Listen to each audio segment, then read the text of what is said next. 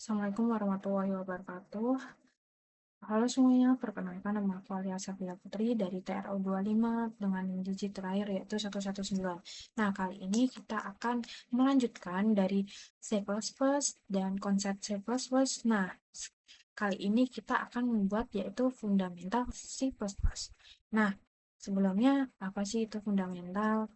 Nah, fundamental dalam C++ ini yaitu bahasa pemrograman berorientasi objek atau disebutnya dengan OOP dan dikembangkan oleh Charles Starzl dan digunakan untuk aplikasi desktop, game, dan sistem operasi dan IoT atau Internet of Things. Nah, terus kita C++ ini yaitu cepat, efisien, dan kuat. Tapi balik lagi ke diri sendiri karena C++ ini lebih rumit tetapi emang mudah dan cepat gitu.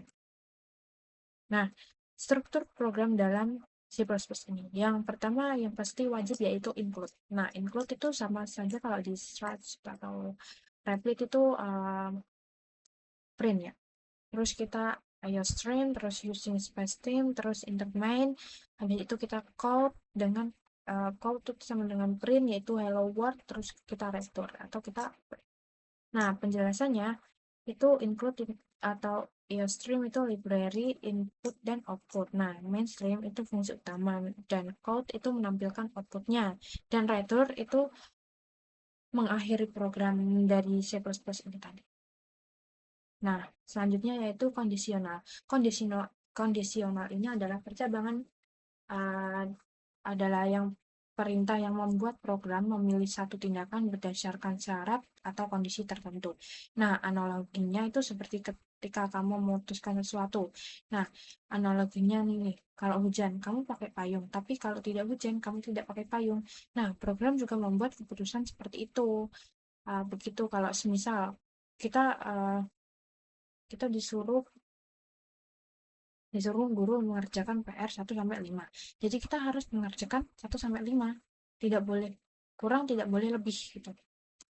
Nah, selanjutnya yaitu iterasi atau perulangan. Nah, iterasi ini adalah proses menjalankan suatu perintah secara berulang-ulang dan dalam program ini sampai suatu kondisi tertentu terpenuhi. Dalam pemrograman, iterasi itu digunakan untuk yang pertama itu menghemat waktu, yang kedua itu mengurangi perulangan manual, yang ketiga itu mengotomasikan pekerjaan, yang terakhir itu menghindari penulisan kode yang panjang. Nah, tanpa iterasi, programmer itu harus menulis perintah yang sama berkali-kali, dan dengan iterasi ini cukup satu blok kode, dan komputer akan mengeksekusinya berulang kali. Jadi, satu kode itu bisa diulang berkali-kali gitu. Nah, ya sama seperti robot ya, kalau diomongin robot juga gitu, dalam cukup satu blok kode, tetapi perintahnya bisa berulang-ulang kali karena kan robot hanya saja diperintahkan dengan satu blok kode. Tuh. Nah, analoginya nih, seperti tadi yaitu kalau hujan berhenti. Nah, selama masih hujan, kamu tetap menunggu. Ketika hujan berhenti, kamu boleh keluar. Jadi jumlah menunggu itu tidak pasti, tapi ada kondisi yang berhenti. Ya benar. Jika kamu nggak mungkin kan hujan itu terus menerus gitu nggak mungkin. Kalau terus menerus banjir dong, nggak bisa berhenti gitu, banjir dong daerah kita. Nah, yang kedua yaitu mencoba rasa makanan baru. Nah, kita coba nih makan seblak. Aduh, kamu pasti coba satu kali dulu, baru memutuskan mau lanjut atau tidak. Ih, kamu itu ya, semisal kamu nggak suka seblak, tapi kamu harus makan seblak gitu. Terus kayak, aduh, ini gak enak banget. Ih, kayak gimana? Ih, kok kok banyak-banyak gitu kan. Nah, kita tuh minimal terjadi sekalipun kondisi langsung salah. Nah, yang ketiga yaitu makan vitamin satu tablet setiap hari selama 7 hari. Nah, kamu kan sudah tahu kalau jumlahnya 7 kali, berarti kamu harus minum satu tablet setiap hari selama 7 hari. Jadi sesuai perintah gitu. Kalau diomongin sesuai perintah yang dianjurkan gitu.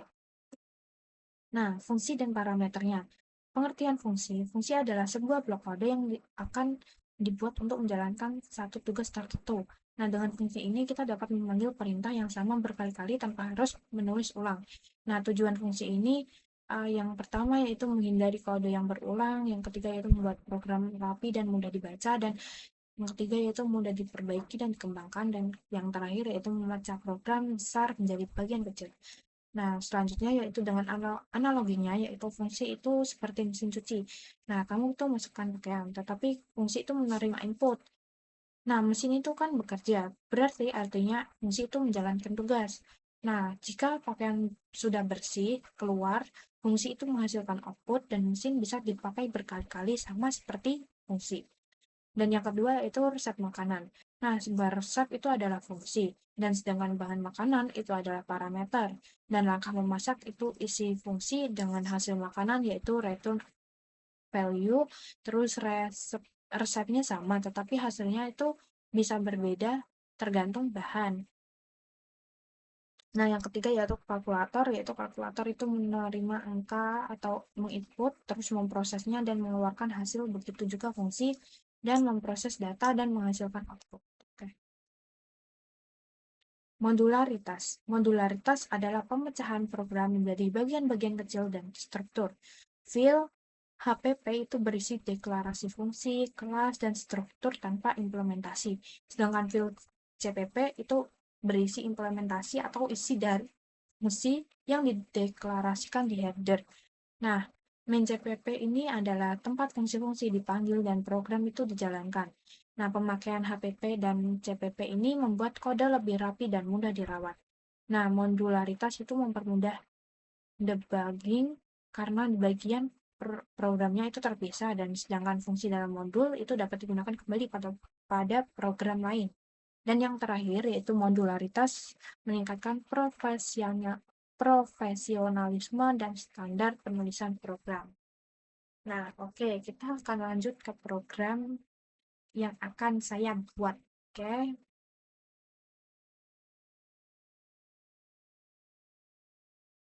Oke, teman-teman, kita akan membuat aku udah membuat codingan sebanyak ini nih, guys. Saya udah nih sebanyak ini, tapi codingannya belum bisa jalan karena nggak tahu kenapa. Ini aku jelasin satu-satu aja karena program yang aku buat ini ternyata tuh belum bisa jalan. Jadi aku belum tahu sih ini kenapa, apa belum aku itu di GitHub. Jadi aku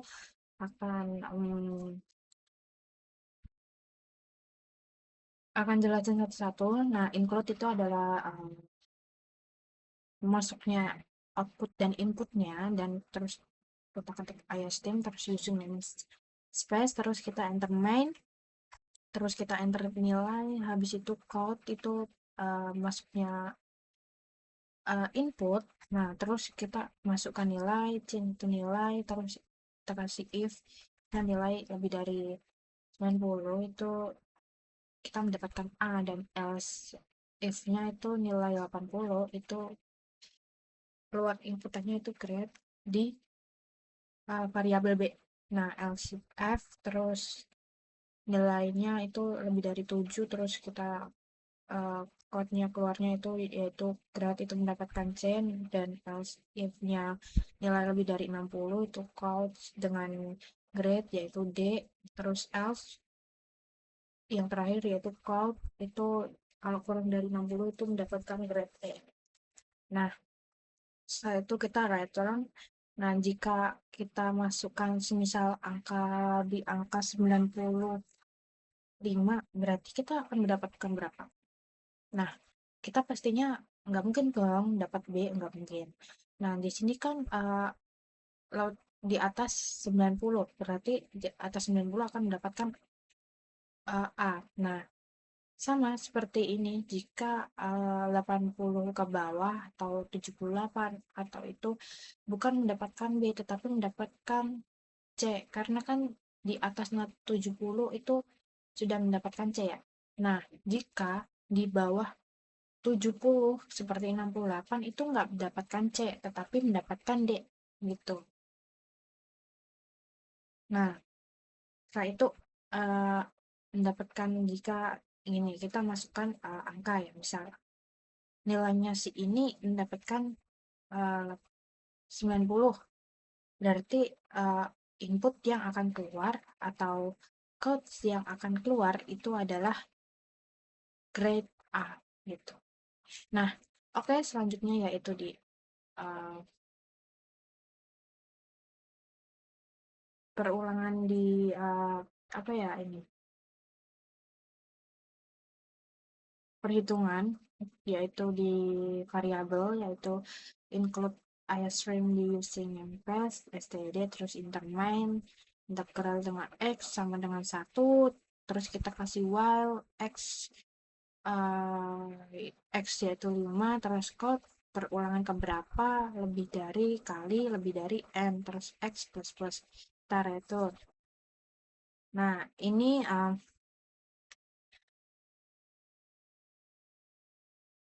ketika user itu dimasukkan nilai satu per satu, kalau lebih dari 5 itu perulangan keberapa itu masih muncul nilai.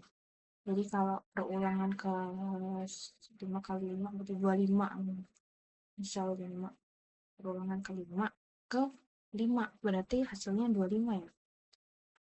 Terus lanjut, ya pokoknya gitulah teman-teman. Kalau ini lumayan codingannya dikit sih, tapi dikit-dikit susah. Nah, lanjut, ini adalah masukkan skor, berarti kita memasukkan, program itu meminta berapa banyak nilai yang ingin dihitung. Jika user itu memasukkan nilai nilai gini, if skornya 90, nah yang keluar itu nilai kamu adalah A.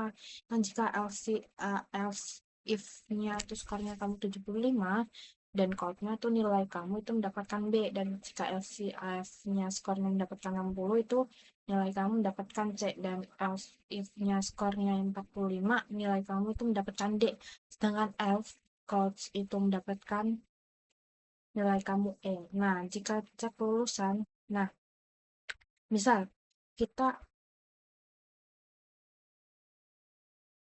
di sini nggak ada itu ya, masukannya sampai berapa sih? Nah, itu kan oke. Jika kamu mendapatkan 90, berarti kamu dinyatakan lulus. Nah, if-nya itu lulus, yang keluar atau print yang akan keluar itu status lulus. Selamat ya, selamat ya. Terus jika else code-nya itu yaitu gagal, terus status remetnya kamu remet gitu, terus kita retur. Nah, jika aku sebutin nih, jika nilai user yang memasukkan nilai satu per satu itu program itu menampilkan total dan rata-ratanya, dan ini jika skor kamu 75 berarti kamu masih dinyatakan lulus karena A dan B itu dinyatakan else ya, if else. Nah, jika masih ada if, ini kan ada if. Nah, jika kamu tidak ada if-nya berarti cuma ada else, berarti kamu dinyatakan remet gitu. Gitu. Itu aja sih logikanya, sebenarnya gampang, cuman aku nggak bisa nyontoin karena ini aku masih belum bisa, ini nggak tahu kenapa. Nah, lanjut, ini adalah include stream use gini.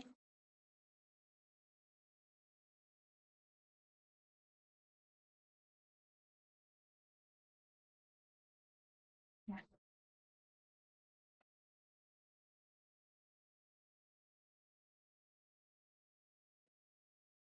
habis dulu deh.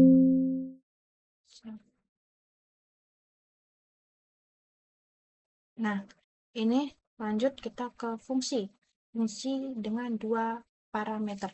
Ini adalah fungsi dari parameter, yaitu jika tambahkan inter A dan inter B, terus kita retur A plus B, terus inter X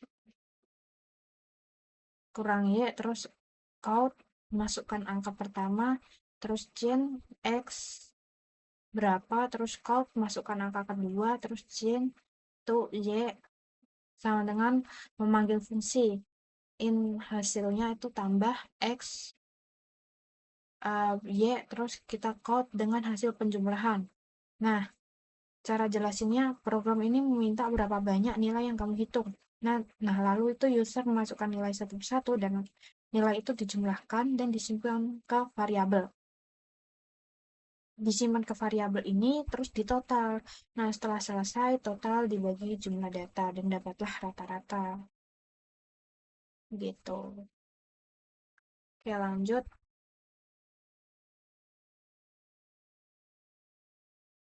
Ini hampir sama kayak tadi.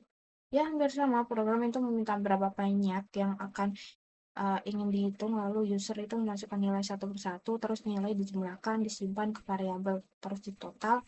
Nah, habis itu kita masukkan angka pertama, terus kita chain, terus kita uh, masukkan lagi angka yang kedua, itu terus kita chain dan memanggil fungsi. Dan uh, fungsi inter ini adalah menghasilkan, dan itu ditambah X plus Y itu X bagi Y itu berapa, dan itu adalah code dari hasil penjumlahan, begitu guys.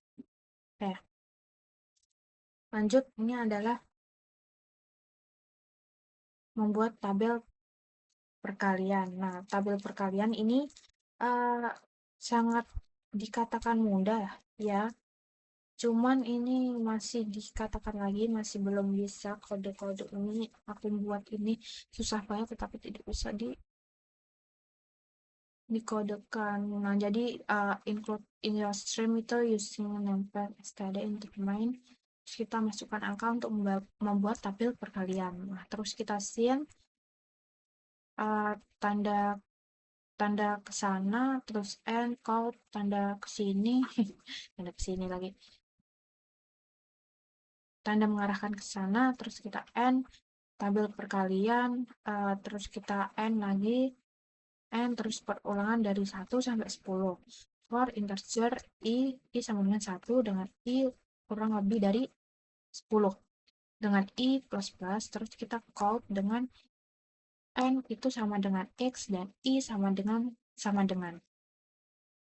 i sama dengan hasilnya dengan n dikali i, terus kita n. Nah, jadi kayak kalkulator gitu, tapi membuatnya dari kode gitu. Nah, include IOStream using namespace std. Ini bagian fungsi prototype, yaitu bentuknya tipe data, nama fungsi parameter. Nah, ins itu tambah ins a dan ins b itu void cetak halo. Inter main itu inter x main y, terus kita cetak halo memanggil fungsi tanpa nilai balik. Nah, code itu masukkan angka pertama dan sin itu x, dan code itu masukkan angka kedua dan sin y, dan memanggil fungsi tambahan code dan hasil jumlahan tambahan x dan y. Kita retur, dan ini bagian isi fungsi implementasi tambah inter a dan tambah inter b. Kita retur, yaitu menjadi a tambah b. Void itu dengan cetak halo, terus kita code ya, dan selamat datang di program fungsi prototype gitu. Ini aku contohin. Ini nggak bisa kalau ada is already running, nggak bisa running guys. I don't know kenapa. Oke, mungkin segitu dulu video dari aku. Mohon maaf jika kodenya masih belum bisa dibuka. Mungkin mungkin uh, mungkin saya akan memperbaiki lagi. Mungkin kodenya akan saya saya cari ada apa sih masalahnya, kenapa kode saya nggak bisa jalan gitu. Oke, terima kasih teman-teman. Jangan lupa istirahat, jangan lupa makan, jangan lupa minum. Oke, sekian, terima kasih. Wassalamualaikum warahmatullahi wabarakatuh.